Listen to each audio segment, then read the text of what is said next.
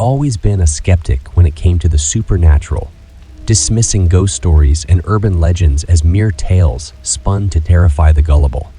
But one fateful night, I experienced something that shattered my skepticism and plunged me into a world of fear I could never have imagined. It was a chilly winter evening when I went to bed, tired from a long day at work. My room was dimly lit by the soft glow of the streetlight outside, casting eerie shadows on the walls. I crawled under my warm blankets, ready to drift into a peaceful slumber. Little did I know that the night would be anything but peaceful. As I closed my eyes and settled into my pillow, a strange sensation washed over me. It started as a subtle tingling in my limbs, as if an invisible force was slowly paralyzing my body. Panic gripped me, but I dismissed it as mere imagination. I tried to move, but my limbs refused to obey my commands. It was as if I were trapped within my own body. Then, the room grew even darker, as if the shadows themselves were closing in around me. A sinister presence seemed to linger in the air, and I could feel its malevolent gaze upon me. I strained to scream, to call for help, but only a faint whisper escaped my lips. That's when I saw it, a figure standing at the foot of my bed. It was a shadowy silhouette, twisted and menacing. It had no distinct features, just an indescribable aura of malevolence that sent shivers down my spine. It drew closer, its presence suffocating me with dread. My heart pounded in my chest as the figure loomed over me, its dark presence pressing down on my chest. I wanted to escape, to flee from this nightmare, but my body remained immobilized. I was trapped in a living hell, a prisoner of my own mind. The figure leaned closer, and I could feel its icy breath against my face. Its eyes, or what I perceived as eyes, bore into mine, filled with a malevolent hunger that sent waves of terror coursing through me. I wanted to scream, to beg for mercy, but all I could do was silently plead for release. I desperately wanted to flee, to escape this torment, but my body remained firmly immobilized. As the figure drew nearer, I felt an agonizing pressure on my chest, as though an invisible weight were crushing the breath from me. It was a sensation I could not ignore, and it clawed at the edges of my consciousness. Struggling to breathe, I watched in terror as the figure leaned closer, its eyes now inches from my own. And then, as suddenly as it had appeared, the figure dissipated into the shadows, leaving me gasping for air. The paralysis began to recede, and I could move once more. I bolted upright in bed, drenched in sweat, my heart pounding as if it might burst from my chest. As I caught my breath, I hesitantly touched my chest, where the pressure had been most intense. To my horror, I discovered a dark, bruised imprint, as if something had clutched at my very soul. It took me hours to regain my composure, to convince myself that what I had experienced was merely a nightmarish episode of sleep paralysis. But deep down, I knew that something beyond the realm of the rational had visited me that night, something that had shattered my skepticism and plunged me into a horrifying world of the unknown. From that night on, I was haunted by the chilling certainty that there are forces beyond our comprehension, lurking in the shadows, waiting to seize control of our most vulnerable moments.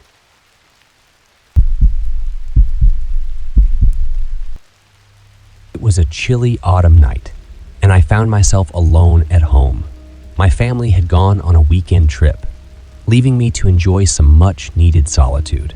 I had always cherished these moments of isolation, finding solace in the quietude of our old house. The clock ticked past midnight, and an eerie stillness enveloped the neighborhood. As I sat in the dimly lit living room, I couldn't help but feel a strange sensation, like I was being watched. Shaking it off as mere paranoia, I decided to distract myself with a book. But as I delved into the pages, the sensation only grew stronger. I peered out the window, half expecting to see a pair of eyes staring back at me, but there was nothing out of the ordinary. Nevertheless, I couldn't shake the feeling of being observed. A soft, rhythmic thumping echoed from outside, and my heart quickened. The sound was subtle, like distant footsteps, but there was no reason for anyone to be walking around our house at this hour. I told myself it was probably just a stray animal, but my imagination wouldn't let me rest. With a mix of curiosity and trepidation, I decided to investigate. I grabbed a flashlight and made my way to the back door, opening it cautiously. The backyard was cloaked in darkness, and the only source of illumination was my flashlight.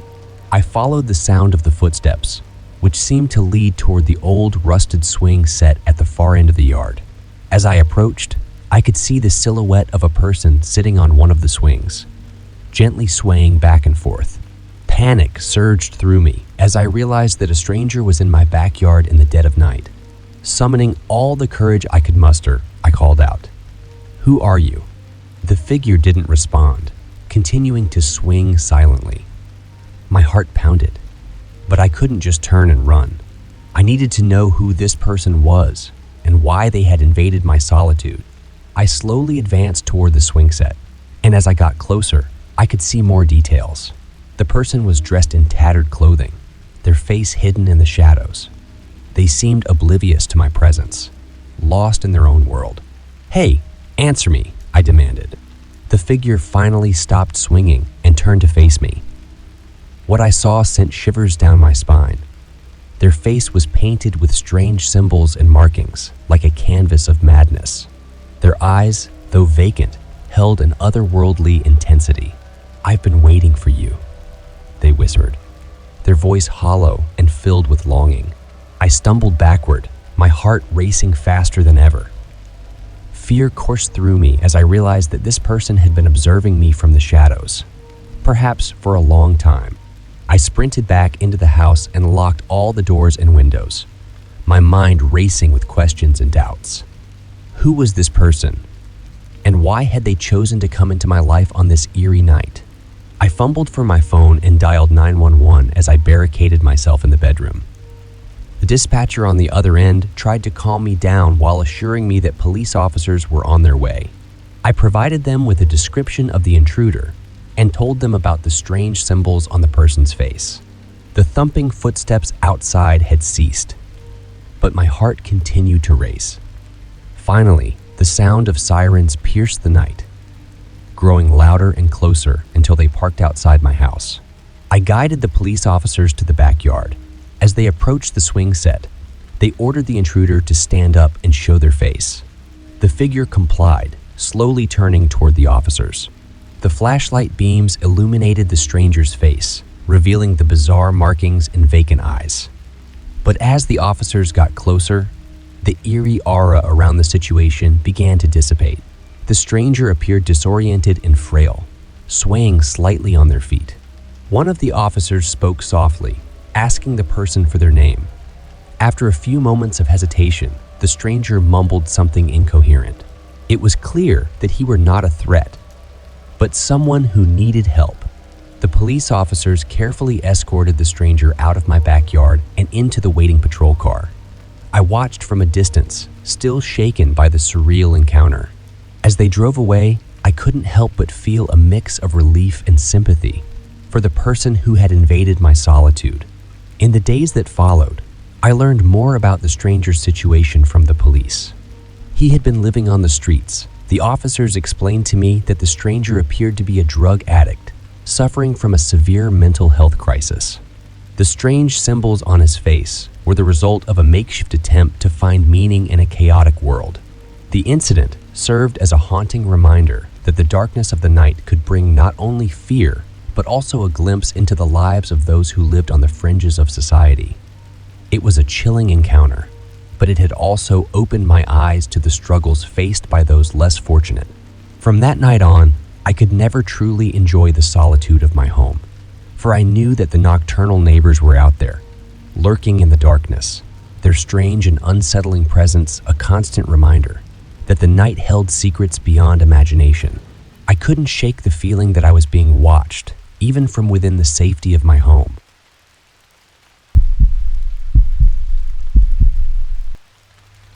The house we moved into after my dad's tragic car accident was supposed to be a fresh start for my mom, my younger brother Sam, and me. We hoped that a new environment would help us put behind the memories of that fateful day and begin anew.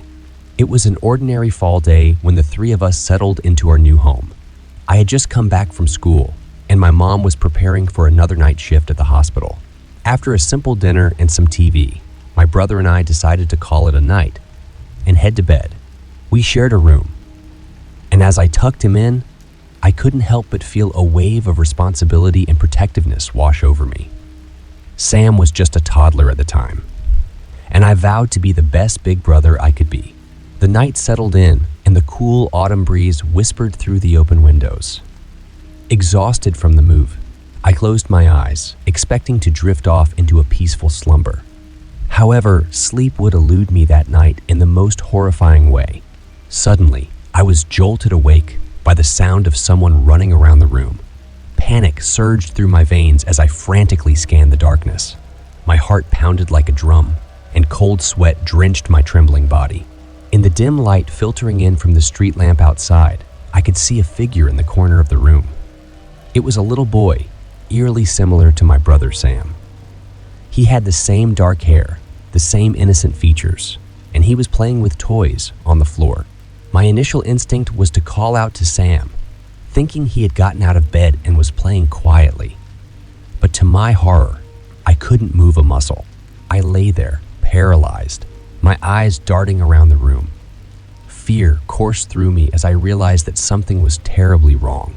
I couldn't scream, I couldn't move, and I couldn't even close my eyes to escape the eerie sight before me. My body was trapped, and the room seemed to close in on me. As I lay there helpless, the little boy continued to play, seemingly unaware of my distress. His laughter echoed in the room, a haunting, distorted version of my brother's joyful giggles. The shadows danced around him, and I could feel an oppressive presence in the room, something malevolent and otherworldly. I struggled to break free from the invisible shackles that held me down. I tried to utter my brother's name, to scream for help, but my voice was silenced. All I could do was watch in terror as the boy's playtime turned sinister. The room grew colder, and a palpable dread hung in the air.